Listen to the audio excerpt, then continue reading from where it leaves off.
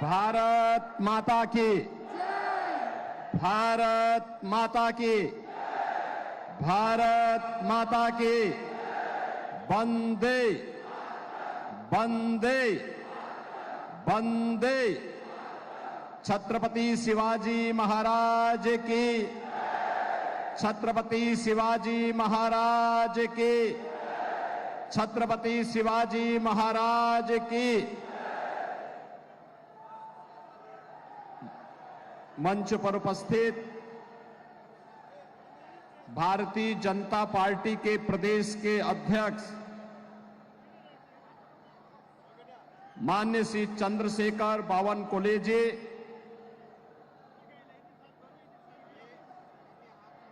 महाराष्ट्र सरकार के माननीय मंत्री श्री दादा साहेब भोसे जी, राज्यसभा के माननीय सांसद श्री अजीत जी, आमदार जयकुमार रावल जी, मंगेश जी चौहान, जिलाध्यक्ष मालेगांव श्री नीलेश कचुए जी, जिलाध्यक्ष श्री गजेंद्र जी, बावन राव चौधरी जी और राष्ट्रीय संयोजक बेटी बचाओ बेटी पढ़ाओ डॉक्टर राजेंद्र फड़के जी और मेरे संसद के मित्र उच्च शिक्षित कैंसर सर्जन, आपके मेंबर ऑफ पार्लियामेंट और इस चुनाव में फिर भारतीय जनता पार्टी और एनडीए के प्रत्याशी डॉक्टर सुभाष जी भामरे और इस धुलिया पार्लियामेंट्री कॉन्स्टिट्यूंसी से जुड़े हुए मेरे सभी उपस्थित बहन और भाइयों, धुले की आराध्य एक बीरा माता के चरणों में बारंबार मैं प्रणाम करता हूं। बहनों और भाइयों, इस पावन धरा को छत्रपति शिवाजी महाराज की जन्मस्थली होने का सौभाग्य प्राप्त है। शिवनेरी जो हर भारतीय के लिए एक ऊर्जा का पुंज है और इसीलिए मैं महाराष्ट्र की इस पावन धरा को कोटि कोटि नमन करता हूं। इस धरा ने भारत के संविधान के निर्माता बाबा साहब डॉक्टर भीमराव अंबेडकर को, सामाजिक न्याय के पुरोधा महात्मा फुले को, महिला सशक्तिकरण की साक्षात प्रतिमूर्ति सावित्रीबाई फुले को जन्म देकर के भारत को एक नए भारत की दिशा में अग्रसर करने का मार्गदर्शन दिया है और हिंदू धर्म रक्षक स्वराज के अभियान के नेतृत्वकर्ता छत्रपति संभाजी महाराज की इस पावन धरा को और जिस पावन धरा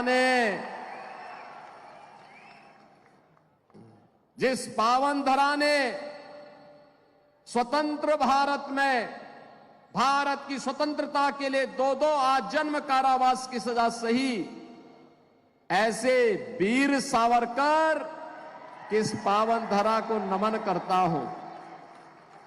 स्वतंत्र भारत में हिंदुत्व की ध्वजा पताका को सदैव जीवंत रखने वाले सरदेव बाला साहब ठाकरे को भी मैं नमन करता हूं। बहनों और भाइयों, मैं जब यहां पे आता हूं, यहां के बारे में सुनता हूं,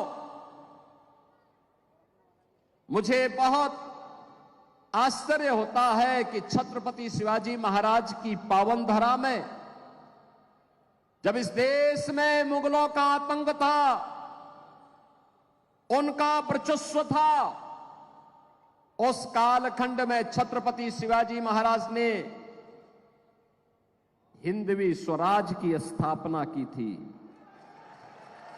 उस कालखंड में जब औरंगजेब हिंदुओं पर जजिया कर लगा रहा था और जो कर नहीं दे सकता था उसका जबरन मतांतरण करा रहा था, उस कालखंड में औरंगजेब के दंभ को चकनाचूर करके छत्रपति शिवाजी महाराज ने हिंदवी स्वराज का झंडा बुलंद करने का काम किया था और हिंदुस्तान के माथे को गर्व के साथ ऊपर उठाने का कार्य किया था।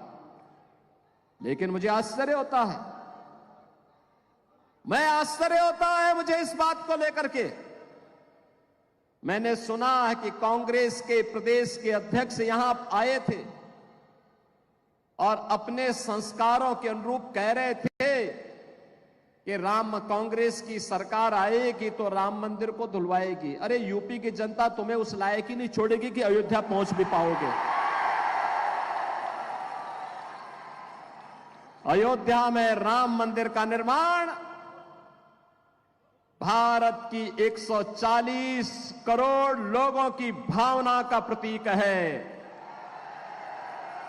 भारत के अंदर जब हमारा महाराष्ट्र देश के अंदर के सभी लोग मिलकर के मोदी जी के नेतृत्व में अपने वोट की कीमत को समझे हैं और मोदी जी का यशस्वी नेतृत्व उन लोगों ने स्वीकार करके मोदी जी को भारत का प्रधानमंत्री बनाया, तब कांग्रेस के कलंक को समाप्त करते हुए मोदी जी ने अयोध्या में राम मंदिर के निर्माण का मार्ग प्रशस्त किया है और आज तो अयोध्या में रामलला विराजमान हो गए हैं। मैं तो अयोध्या से ही आया हूं, कल ही मैं अयोध्या था। मुझे जब भी मौका मिलता है मैं अयोध्या जाता हूं। बहनों और भाइयों, ये भारतवासियों के लिए इससे बड़ी गौरव की बात क्या हो सकती है कि 500 वर्षों का इंतजार आज भारत के अंदर समाप्त हुआ। अयोध्या में रामलला फिर से अपनी जन्मभूमि में विराजमान हो गए। राम मंदिर का भव्य निर्माण हो गया है। जो लोग पहले कहते थे, ये कांग्रेस के लोग ही कहते थे ना कि अयोध्या में अगर हिंदुओं के पक्ष में फैसला होगा तो दंगा हो जाएगा, यही कहते थे, धमकाते थे, खून की नदियां बह जाएंगी, भारत पे हमला हो जाएगा।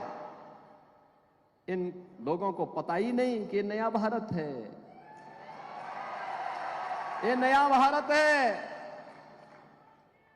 बोलता नहीं है, करके दिखाता है। छेड़ता नहीं है, लेकिन अगर कोई छेड़ता है तो छोड़ता भी नहीं है।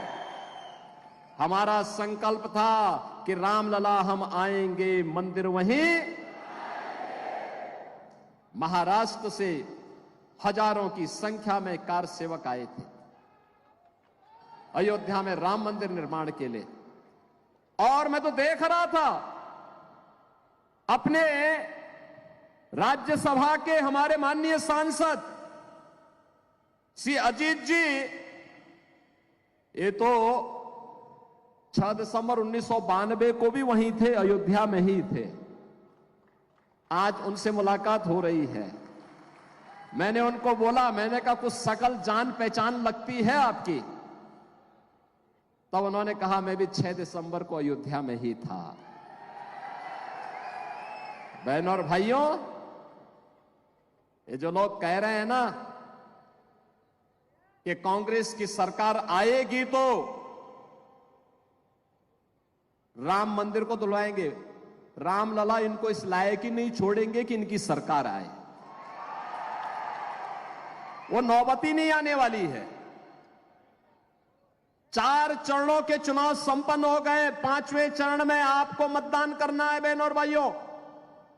और मैं भी कह सकता हूं, पूरे देश के अंदर जो नारा गूंज रहा है, एक ही स्वर है एक ही स्वर है और हर ओर से एक ही नारा गूंज रहा है, और वह है कि फिर एक बार, फिर एक बार, फिर एक बार, और अब की बार, अब की बार। तो जब ये नारा भाजपा के लोग, एनडीए के लोग लगाते हैं तो विपक्ष को लगता है कि उनके पैरों के नीचे की जमीन चली गई। वे पूछते हैं ये कैसे होगा, तो जनता से पूछते हैं, तो जनता जनार्दन उन्हें क्या जवाब देती है? जनता जनार्दन भी जवाब देती है कि जो राम को लाए हैं, जो राम को लाए हैं, और मोदी जी राम को लाए हैं तो मोदी जी फिर से आएंगे। कोई संदेह नहीं, कोई संदेह नहीं होना चाहिए बहनों और भाइयों।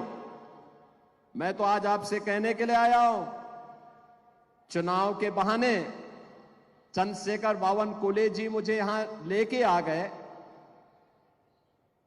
वैसे गालना में हमारा आश्रम है, मेरे गुरु भाई योगी बिलासनाथ जी वहां विराजमान होते हैं, और मैंने कई बार प्रयास किया, लेकिन बहनों और भाइयों इसी बहाने मैंने कहा चलो मैं चलता हूं। इस बार मैं जाऊंगा तो मालेगांव के अपने भाइयों को, धुलिया के अपने बंधुओं को, सबको मैं, बहनों और भाइयों को मैं आज अयोध्या में प्रभु राम लला के दर्शन करने के लिए आमंत्रण जरूर दूंगा। बहनों और भाइयों, भारतीय जनता पार्टी आज भारत को आत्मनिर्भर और विकसित भारत बनाने के संकल्प के साथ इस चुनाव में उतरी है। चुनाव हमारे लिए केवल सत्ता प्राप्त का साधन नहीं है, चुनाव हमारे लिए एक गरीब के चेहरे पर खुशहाली लाने का, एक वंचित को उसका अधिकार दिलाने का, एक नौजवान के हाथ को रोजगार उपलब्ध करवाने का, एक अन्नदाता किसान को उसका हक उपलब्ध कराने का, एक बेटी और एक बहन को आर्थिक स्वावलंबन के मार्ग पर अग्रसर करने का, और भारत की विरासत को सम्मान दिलाते हुए विकास के पथ पर भारत को दुनिया के अंदर अग्रणी राष्ट्र के रूप में स्थापित करने का है। ये चुनाव केवल सत्ता प्राप्त करेंगे जैसे कि कांग्रेस के लोग और इंडी गठबंधन कर रहा है कि जीतेंगे तो मिलके लूटेंगे। इनके लिए चुनाव क्या है? लूटने का एक माध्यम है। हमारे लिए चुनाव जनता जनार्दन की खुशहाली के लिए और भारत को दुनिया की सबसे बड़ी ताकत के रूप में स्थापित करने का एक संकल्प है, और उस संकल्प के साथ हम लोग आगे बढ़ रहे हैं। और ये संकल्प नहीं होता तो क्या पिछले 10 वर्ष में भारत इतनी प्रगति करता? आपने देखा होगा नए भारत को मोदी जी के नेतृत्व में पिछले 10 वर्ष में भारत ने जो प्रगति की है अभूतपूर्व है। बहनों और भाइयों, दुनिया के अंदर सम्मान बढ़ा है। 2014 के पहले क्या स्थिति थी? 2014 के पहले दुनिया के अंदर भारत के प्रति सम्मान का भाव समाप्त हो रहा था, लगातार सम्मान घटता जा रहा था, सीमाएं असुरक्षित थी, घुसपैठ होती थी, आतंकी विस्फोट होते थे, और जब भी मैं तब भी सांसद था और मेंबर ऑफ पार्लियामेंट के नाते जब हम पार्लियामेंट में इस मुद्दे को उठाते थे तो कांग्रेस की सरकार कहती थी कि आतंकवादी सीमा पार के हैं, हम क्या करेंगे। बहनों और भाइयों, विकास के कार्य ठप पड़े थे, भ्रष्टाचार चरम पे था, गरीब भूख से मरता था, किसान आत्महत्या करता था, नौजवान पलायन करता था, बेटी और व्यापारी सुरक्षित नहीं थी, और हर हिंदू पर्व और त्योहार के पहले दंगे हो जाते थे। यही होता था ना। लेकिन बहनों और भाइयों, 14 के बाद कैसे परिवर्तन हुआ है। आज दुनिया के अंदर सम्मान बढ़ा है, सीमाएं सुरक्षित हुई हैं। सीमाएं सुरक्षित होने के साथ साथ आतंकवाद और नक्सलवाद पर नकेल कसी गई है। अब तो जोर से कहीं पर पटाखा फट जाए ना, तो सबसे पहले पाकिस्तान सफाई देता है, कहता मेरा हाथ नहीं है। अब ये सीमा पार का आतंकवाद समाप्त। पाकिस्तान कहता है मेरा हाथ नहीं है, बकस दो बस एक बार, अब कुछ नहीं कर रहूंगा मैं। और पाकिस्तान, मैं तो कहना चाहता हूं, जो लोग ये पाकिस्तान के समर्थन में बात करते हैं ना, इनको पाकिस्तान ही भेज देना चाहिए, जाए वहां भीख मांगे। देख रहे हो वहां पे भारत 80 करोड़ लोगों को पिछले 4 वर्ष से फ्री में राशन दे रहा है, और मोदी जी ने कहा अगले 5 वर्ष तक देंगे।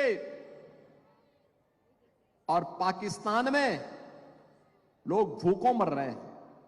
पाक अधिकृत कश्मीर में किस प्रकार का नजारा है, अराजकता है। लोग 1 किलो गेहूं के लिए लड़ रहे हैं, आटा के लिए लड़ रहे हैं, आपस में मारपीट कर रहे हैं, आगजनी हो रही है, तोड़फोड़ हो रही है। और मैं तो कहूंगा इन पाकिस्तान परस्तों से जाए पाकिस्तान में भीख मांगे, पाकिस्तान में कंगाल बन करके, वहां पर इनके दिमाग ठिकाने न लग जाए तो अपने आप ठीक हो जाएंगे। बहनों और भाइयों, खाएंगे भारत के अंदर, और जो गाएंगे पाकिस्तान का, उनके लिए हिंदुस्तान में कोई ठिकाना नहीं होना चाहिए, कोई ठिकाना नहीं होना चाहिए। जो लोग कहते हैं मोदी जी ने क्या किया है, बहनों और भाइयों, उनको सबसे पहला जवाब दीजिए, उनको सबसे पहला जवाब दीजिए कि जितनी पाकिस्तान की आबादी है, उससे ज्यादा लोगों को मोदी जी ने 10 वर्ष में गरीबी रेखा से उभार करके खुशहाल जीवन जीने के लिए एक मार्ग प्रशस्त किया है। उनको बताइए, पाकिस्तान की आबादी 23 करोड़ और मोदी जी ने 25 करोड़ लोगों को गरीबी से उभारा है। यह है नया भारत। बहनों और भाइयों, आयुष्मान भारत, 60 करोड़ लोगों को 5 लाख रुपए की सुविधा, और मोदी जी ने कहा है कि 70 वर्ष से ऊपर के हर एक वृद्ध नागरिक को, वृद्धजन को 5 लाख रुपए प्रतिवर्ष आयुष्मान भारत की सुविधा उपलब्ध करवाएंगे, स्वास्थ्य की सुविधा उपलब्ध करवाएंगे, फ्री में उपलब्ध करवाएंगे। बहनों और भाइयों, 50 करोड़ गरीबों के जनधन अकाउंट खुले हैं। 12 करोड़ अन्नदाता किसानों के लिए किसान सम्मान निधि, 12 करोड़ गरीबों के घर में शौचालय बने हैं। एलपीजी का सिलेंडर, जो कांग्रेस के समय में मिलता नहीं था, पैसा देके भी नहीं मिलता था, मोदी जी ने 10 करोड़ घरों को फ्री में उपलब्ध करवाने का काम किया है। और 4 करोड़ गरीबों के मकान बन गए हैं, और बाकी जितने बचे हैं अगले 5 वर्ष में मोदी जी ने कहा उन सब के लिए भी एक एक प्रधानमंत्री आवास उपलब्ध करवाने का काम करेंगे। बहनों और भाइयों, एक तरफ गरीब कल्याण की योजनाएं और दूसरी ओर इंफ्रास्ट्रक्चर। अरे महाराष्ट्र का तो सौभाग्य है, मोदी जी के नेतृत्व में आदरणीय नितिन गडकरी जी ने इंफ्रास्ट्रक्चर का ऐसा जाल बिछाया है, ऐसा जाल बिछाया है, दुनिया देखती रह जाती है। हाईवे, वर्ल्ड क्लास हाईवे, 4 लेन, 6 लेन, 8 लेन, 12 लेन की एक्सप्रेसवे बन रही है, हाईवे बन रहे हैं, एयरपोर्ट बन रहे हैं, IIT, IIM, AIIMS, IIIT, NIT, world class university, हर घर नल की योजना, और हर घर में नल होगा, नल में जल होगा, जल भी आरओ का होगा। यह भी मोदी जी के नेतृत्व में आज पूरे देश के अंदर लागू हो रहा है। और बहनों और भाइयों, ये तो मैं आपको धन्यवाद देने के लिए आया हूं। आपने यहां पर डॉक्टर सुभाष जी भामरे को अपना मेंबर ऑफ पार्लियामेंट बनाया था और बना रहे हैं। एक पढ़ा लिखा इंसान, कैंसर सर्जन, उच्च शिक्षित कैंसर सर्जन, वह तो इन सब के बारे में जानता है। संसद में विभाग, मंत्रालयों में इन मुद्दों को उठाता है, संसद में मुद्दों को उठाता है, उन योजनाओं को यहां पे लेकर के आने का काम करता है। एक तरफ यह भारत और दूसरी तरफ कांग्रेस के नेतृत्व में इंडी गठबंधन। बहनों और भाइयों, एक बात बताऊं मैं आपको, ये जो कांग्रेस है ना, हमें एक गफलत छोड़ देनी चाहिए कि ये कांग्रेस महात्मा गांधी वाली कांग्रेस है। ये महात्मा गांधी वाली कांग्रेस नहीं है। ये कांग्रेस वह कांग्रेस नहीं जिसको सरदार पटेल ने, लोकमान्य तिलक जी ने जिस कांग्रेस को नेतृत्व दिया था, ये कांग्रेस सोनिया कांग्रेस है, सोनिया कांग्रेस, राहुल कांग्रेस है। ये कांग्रेस अब इसका जो परिवर्तित रूप है, ये परिवर्तित रूप इसका क्या है? ये परिवर्तित रूप है, यह अपने आप तो कुछ कर नहीं सकती, इसने किया भी नहीं है, ये करना भी नहीं चाहती है, लेकिन यह इसका जो घोषणा पत्र है, इलेक्शन मैनिफेस्टो जो इन्होंने जारी किया है, अगर इनके इलेक्शन मैनिफेस्टो को अगर आप देखेंगे तो बहनों और भाइयों आपको लगेगा कि ये मुस्लिम लीग का मैनिफेस्टो है, कांग्रेस का नहीं लगेगा। दूसरा, इस पे इसने जो घोषणाएं की है, ये कहती है दो तीन चीजें इतनी खतरनाक हैं। पहला, यह अनुसूचित जाति, जनजाति और पिछड़ी जाति को मिलने वाले आरक्षण पर सेंध लगाना चाहती है और इसके लिए यह आपके आरक्षण के अधिकार को मुसलमानों को देना चाहती है। क्या अनुसूचित जाति और पिछड़ी जाति के हिंदुओं को मिलने वाला आरक्षण आप कांग्रेस को देना चाहेंगे? कांग्रेस के माध्यम से मुसलमानों को देना चाहेंगे क्या? धर्म के आधार पर आरक्षण का विरोध बाबा साहब भीमराव अंबेडकर ने भी किया था। ये लोग बाबा साहब भीमराव अंबेडकर का अपमान करना चाहते हैं। दूसरा, कांग्रेस ने जब यूपीए की गवर्नमेंट थी तब जस्टिस रंगनाथ के अध्यक्षता में कमेटी गठित की थी और उस कमेटी ने एक रिपोर्ट दी। उस रिपोर्ट में कहा गया कि पिछड़ी जाति को मिलने वाला आरक्षण में से 6% आरक्षण मुसलमानों को देना चाहिए। बीजेपी और एनडीए ने विरोध किया था। बहनों और भाइयों, कांग्रेस की मंशा उस समय हम लोगों ने पूरी नहीं होने दी थी। मैं संसद में था, हम विरोध करते थे, कई दिनों तक विरोध चला। और बहनों और भाइयों, यही नहीं, जब वह उसको लागू नहीं कर पाए तो उन्होंने बैक डोर से फिर जस्टिस राजेंद्र सच्चर की अध्यक्षता में कमेटी गठित की। जस्टिस राजेंद्र सच्चर ने यह व्यवस्था करने का प्रयास किया कि मुसलमानों की कुछ जाति को अनुसूचित जाति में शामिल करके उनको अनुसूचित जाति का आरक्षण दे दिया जाए। हमने तब भी विरोध किया था। हमने कहा बाबा साहब भीमराव अंबेडकर की भावना के विरुद्ध है यह आरक्षण, यह मुस्लिम आरक्षण नहीं हो सकता, हम इसका विरोध करते हैं। और आज कांग्रेस का मैनिफेस्टो फिर से मुस्लिम आरक्षण की वकालत करता है। हमें इसका विरोध करना चाहिए। यह भारत के विभाजन की आधारशिला है। दूसरा, बहनों और भाइयों, कांग्रेस के शहजादे क्या कह रहे हैं? वे कहते हैं मैं एक झटके में गरीबी मिटा दूंगा। उनसे पूछा गया कि गरीबी कैसे मिटाएंगे, कैसे हटाएंगे गरीबी?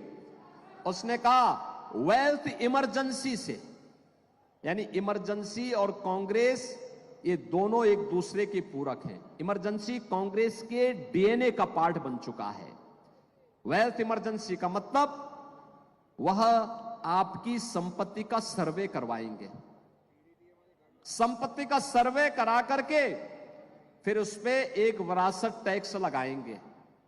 आपके बाप दादों की जो संपत्ति होगी, आपके ग्रैंडफादर ने, आपके फादर ने, आपकी मदर ने जो संपत्ति अर्जित की है, और वो संपत्ति स्वाभाविक रूप से आपके पास आई है, उसमें से आधी संपत्ति कांग्रेस के लोग और उनके सहयोगी जबरदस्ती लेकर के फिर मुसलमानों को बांटने का प्रयास करेंगे। क्या आप इसको स्वीकार करेंगे? क्या इसको स्वीकार करेगा क्या हिंदुस्तान? और बहनों और भाइयों, इसीलिए मैं कहता हूं, ये कांग्रेस का वरासत टैक्स या औरंगजेब का जजिया कर है। औरंगजेब की आत्मा घुस गई है कांग्रेस में, और इसलिए बहनों और भाइयों, क्या औरंगजेब को ये देश बर्दाश्त करेगा? क्या महाराष्ट्र बर्दाश्त करेगा? क्या आप इसको स्वीकार करेंगे? क्या? और इसीलिए मैं आपसे कहने के लिए आया हूं, कांग्रेस को स्वीकार नहीं करना है, कांग्रेस को एक सिरे से खारिज करना है। एक कांग्रेस और इसके सहयोगी सारे लोग एक जैसे हैं, जैसे कांग्रेस वैसे सहयोगी, वे सभी के सभी लोग इसी प्रकार के कार्य में लिप्त हैं। आज तो मैंने सुना, आज तो मैंने इस बात को देखा, मैं एक समाचार पत्र पढ़ रहा था और समाचार पत्र में मैं देख रहा था कि किस तरीके से इनके द्वारा चुनाव प्रचार किया जा रहा है और चुनाव प्रचार में किस प्रकार की बातों का यहां पर खुलासा किया जा रहा है। यह मैं मुंबई का ही देख रहा था, और मुंबई में मैं देख रहा था कि मुंबई में एक प्रत्याशी है, यानी मुंबई ब्लास्ट का 1993 का जो दोषी है, उसका एक अभियुक्त दोषी है इकबाल मूसा, वह इंडी गठबंधन के प्रत्याशी के लिए वोट मांगते हुए दिखाई दिया है। अब आप मुझे बताओ, क्या आप मुंबई ब्लास्ट के अपराधियों को स्वीकार करेंगे? क्या जिन लोगों ने हजारों लोगों को मारा हो, जिन लोगों ने हजारों करोड़ की संपत्ति को नुकसान पहुंचाया हो, वे खुलेआम वोट मांगे? क्या इसको हम स्वीकार करेंगे?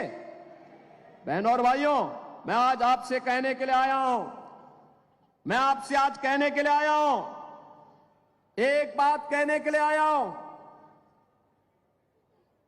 भारतीय जनता पार्टी और सहयोगी दल ही, एनडीए ही भारत को सुरक्षा दे सकती है, सुरक्षा दे सकती है। और किस रूप में दे सकती है, इसका मॉडल मैं आपको बताता हूं। उत्तर प्रदेश में मैं पिछले 7 वर्ष से चीफ मिनिस्टर हूं। 7 वर्ष में उत्तर प्रदेश में तो 6.5 करोड़ मुस्लिम आबादी है। आपने कभी वहां दंगा सुना है क्या? 7 वर्ष में कोई दंगा नहीं हुआ, कोई दंगा नहीं, कोई कर्फ्यू नहीं, दंगा भी नहीं, कर्फ्यू भी नहीं, और साथ साथ जितने भी बड़े बड़े माइक लगे हुए थे ना ऊपर, वे सब उतार करके रख दिए गए हैं। सड़क पे कोई नमाज नहीं होती है, अब कोई सड़क पे नमाज नहीं होती है। और मैं आपसे कहने के लिए आया हूं, आपसे यही कहने के लिए आया हूं मैं, बहनों और भाइयों, अगर हमने अयोध्या में रामलला को विराजमान किया है, तो जितने दंगाई थे, जितने बड़े बड़े माफिया कांग्रेस ने और समाजवादी पार्टी ने वहां पाले हुए थे, इन सब की हमने राम नाम सत्य है की यात्रा भी निकाल दी है। ये सब निकल गए, सब गायब हो गए। कुछ लोग तो बोलते थे कि साहब बस हमें जेल डाल दीजिए। हमने कहा जेल नहीं, तुम्हारी जगह तो जहन्नुम है, जहन्नुम। और इसलिए बहनों और भाइयों, मैं आप सभी से ही कहने के लिए आया हूं, कांग्रेस की घोषणा पत्र में एक और बात लिखी गई है, और वह लिखी गई है कि अगर कांग्रेस नेतृत्व की सरकार बनेगी तो कांग्रेस अल्पसंख्यकों को उनकी रुचि के अनुसार खान पान की स्वतंत्रता देगी। बहनों और भाइयों, मैं पूछना चाहता हूं, ऐसा कौन सा खान पान है जो बहुसंख्यक और अल्पसंख्यक जिसमें मत भिन्नता रखते हैं? वह केवल गौ मांस है। हिंदू जो भी होगा वो कहेगा कि नहीं, गाय हमारी माता है, जन्म जन्म का नाता है। हमारे पास तो उदाहरण है छत्रपति शिवाजी महाराज का, जब गौ हत्यारे को उन्होंने देखा कि ये कसाई गौ माता पर बर्बर अत्याचार कर रहा है, तो उसका काम तमाम करवा दिया था उन्होंने। और यही मैं कहने के लिए आया हूं, बहनों और भाइयों, ये कहती है कि आएंगे तो गौ हत्या करने की छूट देंगे। क्या आप यहां मालेगांव में और धुलिया में क्या ये कांग्रेसी लोगों को क्या यहां पर गौ कसी करने की, गौ हत्या करने की छूट देंगे क्या? अरे राम मंदिर का जो पुण्य प्राप्त हुआ है आपको, उस पुण्य को गौ हत्या करवा के पाप में नहीं बदलना है। राम मंदिर बना है, मोदी जी का यशस्वी नेतृत्व है, लेकिन श्रेय आपको जाता है क्योंकि आपके वोट से ही मोदी जी प्रधानमंत्री बने हैं। पुण्य तो आपको भी प्राप्त हुआ है और इसीलिए आपसे मैं कहने के लिए आया हूं, यूपी में तो हमने सभी स्लॉटर हाउसेज ही बंद करवा दिए। न रहेगा बांस, न बजेगी बांसुरी। बंद करो इसको। बहनों और भाइयों, मैं आज इसीलिए आपसे कहने के लिए आया हूं, इसीलिए मैं आज आपके पास आया हूं। हमें कोई संदेह नहीं होना चाहिए, कोई संदेह नहीं होना चाहिए। एक ही लक्ष्य होना चाहिए, एक ही भाव होना चाहिए। ये कांग्रेस और इंडी गठबंधन, इनका कोई लक्ष्य नहीं, इनका कोई उद्देश्य नहीं, इनकी कोई नीति नहीं, इनके पास कोई नेता भी नहीं। ये जितने दल हैं उतना ही दलदल में भी हैं। इनके पास देश के लिए किसी प्रकार का कोई इनके पास विजन नहीं है और इसीलिए इनका मिशन भी नहीं है।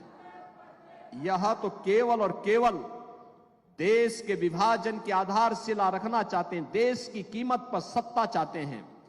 हम देश सर्वोपरि मानते हैं, भारत सर्वोपरि मानते हैं, राष्ट्र के लिए सब कुछ समर्पण, सब कुछ समर्पण। अगर हमारी सत्ता कभी देश के मार्ग में, भारत के नवनिर्माण में, भारत के विकसित भारत की संकल्पना में बाधित बनेगी, हम सत्ता को ठुकराएंगे। पहले भारत के विकसित भारत के निर्माण के मार्ग पर आगे बढ़ेंगे। लेकिन एक कांग्रेस के लोग देश की कीमत पर सत्ता चाहते हैं, हमें इसको स्वीकार नहीं करना चाहिए और इसलिए गुमराह कर रहे हैं, झूठ बोल रहे हैं। केवल इनके पास अब एक ही अस्त्र बचा है और वह बचा है केवल अफवाह फैलाने का, गुमराह करने का, मनगढ़ंत आरोप लगाने का। केवल यही एकमात्र इनके पास बचा हुआ है और इसलिए गुमराह नहीं होना है। हमें तो भारतीय जनता पार्टी और एनडीए के प्रत्याशियों को विजयी बना करके मोदी जी को तीसरी बार देश का प्रधानमंत्री बनाना है। इसलिए बनाना है जिससे छत्रपति शिवाजी महाराज की हिंदवी स्वराज के सपने को हम स्वतंत्र भारत में साकार कर सकें। इसलिए बनाना है जिससे सरदेव बाला साहब ठाकरे के सपनों के साकार करते हुए एक ऐसा भारत बनाना है जिस भारत में खुशहाली हो, जो दुनिया को नेतृत्व देने वाला हो, हमारी बेटी भी और व्यापारी भी सुरक्षित हो, अन्नदाता किसान के चेहरे पर खुशी हो, हर नौजवान के हाथ को कार्य हो। ऐसा आत्मनिर्भर और विकसित भारत बनाना है और इसके लिए भारतीय जनता पार्टी आपके सामने है, एनडीए आपके सामने है। और इसलिए मैं आप सबसे अपील करूंगा, इस सीट पर डॉक्टर सुभाष जी भामरे पहले भी सांसद आपने बनाए थे, आज फिर उनको बना करके भेजना है। और इसीलिए मैं आपसे कहने के लिए आया हूं, मैं आज अयोध्या से अपना कार्यक्रम स्थगित करके सीधे आपके पास आया हूं, आपसे विनम्र अपील करने के लिए इस सीट पर डॉक्टर सुभाष जी भामरे चुनाव विजयी बनकर के जाएं और फिर आपको लेकर के अयोध्या में रामलला का दर्शन करने के लिए आए। मैं उनसे भी कहूंगा, यहां के जितने भी हमारे एमएलएज हैं, इनसे भी कहूंगा ये सब एक साथ आए, मुझे केवल एक बार सूचना दे देंगे। आज अयोध्या नई अयोध्या बन गई है बहनों और भाइयों। ऐसे लगता है जैसे भगवान राम के समय की अयोध्या फिर से आ गई हो। बहुत अच्छी कनेक्टिविटी हमने दे दी है, बहुत अच्छी व्यवस्था कर दी। जो लोग अयोध्या गए होंगे पिछले 3 महीने में, उनको वहां की व्यवस्था अच्छी लगी होगी ना, कोई दिक्कत तो नहीं आई वहां। जो गए थे वे अभिभूत होकर के आए हैं, अंतःकरण से अपने पूर्वजों का धन्यवाद करके आए हैं कि जिस कार्य के लिए उन्होंने संघर्ष किया था, आज रामलला को देख करके आ रहे हैं और अयोध्या एक नई अयोध्या के रूप में है। और उस नई अयोध्या के लिए मैं आपको आमंत्रित करने के लिए भी आया हूं। अयोध्या का दर्शन एक बार जरूर करिए, आप आइए और जब आना हो तो मुझे एक बार सूचना जरूर दे दीजिए। बाकी आपकी कोई समस्या नहीं होगी, सारी समस्या का समाधान हम अपने आप करेंगे। मेरी आपसे अपील होगी कि डॉक्टर सुभाष जी भामरे को कमल चुनाव चिन्ह पर, परसों 20 मई को ही इलेक्शन है और एनडीए के प्रत्याशी जहां भी है पूरे महाराष्ट्र के अंदर, उन सभी 13 सीटों पर एनडीए के प्रत्याशियों को भारी बहुमत से विजयी बना करके भेजिए। बहनों और भाइयों, इस बार का चुनाव ऐतिहासिक होना चाहिए। जीत तो पक्की है, लेकिन जीत ऐतिहासिक भी होनी चाहिए। ऐतिहासिक विजय के लिए मैं आया हूं। डॉक्टर सुभाष जी भामरे को ऐतिहासिक विजय बना के भेजेंगे। मालेगांव बोलो, धुलिया बोलो, जिता के भेजेंगे भारी बहुमत से। पीछे के हाथ भी ऊपर दिखने चाहिए। मुझे बताओ, आश्वस्त करो, सभी लोग सहमत हैं? जिता के भेजेंगे। चुनाव के दिन कमल ही कमल दिखना चाहिए। दिखेगा तो फिर मेरे साथ बोलेंगे, भारत माता की, भारत माता की, भारत माता की, छत्रपति शिवाजी महाराज की, छत्रपति शिवाजी महाराज की जय श्री राम, जय श्री राम, जय जय श्री राम।